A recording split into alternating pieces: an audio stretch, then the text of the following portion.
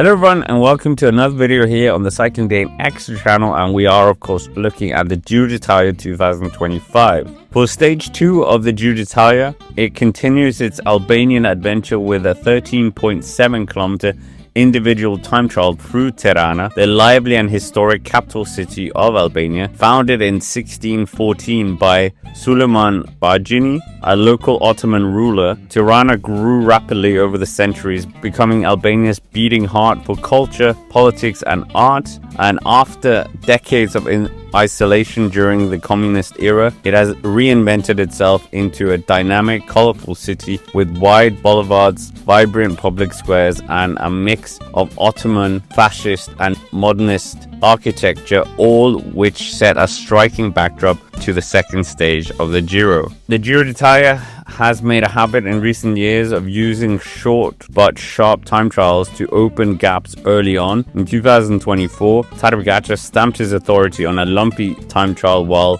Filippo Ganna reasserted his dominance on a flat late race test. This Tirana course is shorter than both, but still technical enough to create meaningful differences between the overall contenders, and more akin to what we saw in the Hungary Grand Partenza a few years ago. The riders will launch from the Boulevard Gergi Fischta and head south through the city. The opening kilometers are relatively flat but peppered with tight corners, especially around the Ruga Montaigusha and the Ruga Bayram Kuri, where positioning and bike handling will be crucial. Power alone won't be enough. The ability to brake late, hold a tight line, and accelerate smoothly out of the corners will make all the difference on this course. After 5 kilometers, the course enters the Parku Mats, Tirana's Grand Park, a sprawling green space built in the 1950s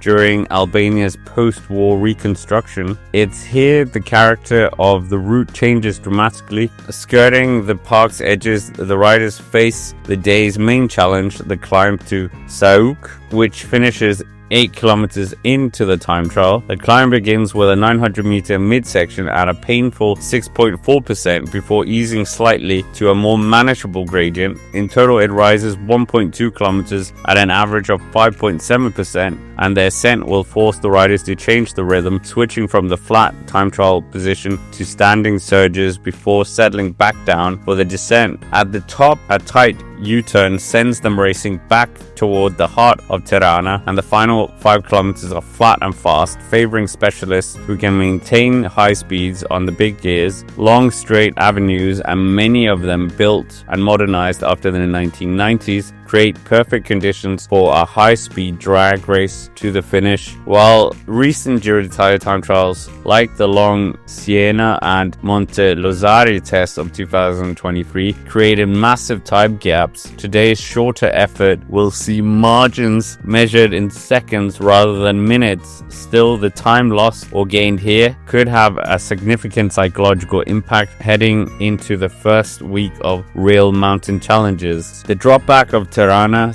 has a history which is one of resilience and transformation, from the Ottoman outpost to the communist stronghold to a modern European capital. So this stage is certainly going to be a challenging one, and we have seen some very exciting efforts by riders in the past in these opening time trials. Tom Dumoulin dominating in the Israel one really stands out, and even Mathieu van der Poel powering the Mala Rosa to still keep that jersey is also something we have in mind in recent years. But as far as it goes for this stage of 2025, looking at the favorites, there are plenty of riders, given the short nature of the course, that could really be in play. Someone like Josh Tarling would dearly love to get his first stage win in a Grand Tour after missing out on that opportunity at the Vuelta a España last year. We have other riders who are very strong in the time trial who would also look to try and snatch the win, such as Jay Vine, Brandon McNulty, who actually won that Vuelta a España time trial last year. Juan Ayuso has been very good as well in the time trials. Wout van Aert has won time trials in the past, and Simon Yates is a very strong time trialist on his day and would look to put in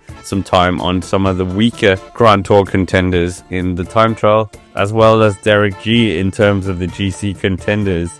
But there are riders that are going to be looking to limit time as well. Matthias Vacek was very good last year as well in the Vuelta a España time trial, or even Thymen Arnesman from Ineos Grenadiers as well. So there are plenty of riders, and even as well, we can't forget, as we are on Italian soil, Edoardo Affini. But anyways, with that, that's basically it for this stage 3 preview of the Giro d'Italia 2025. Make sure to hit the like button, subscribe to the channel to stay up to date. And if you haven't already, why not check out our recaps as well here on the channel. And be sure to comment who you think is going to win the stage. But for now, thank you for watching, and I will see you tomorrow.